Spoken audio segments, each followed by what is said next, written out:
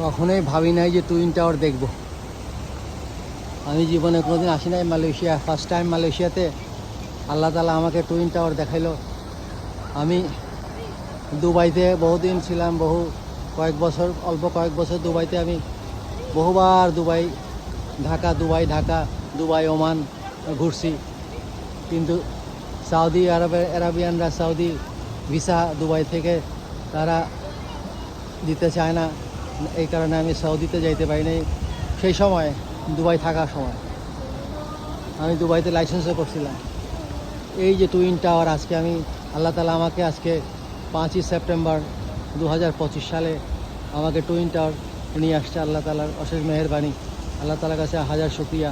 আমি আপনাদের সাথে শেয়ার করি আমার এই আজকের টুইন টাওয়ার ভিজিট।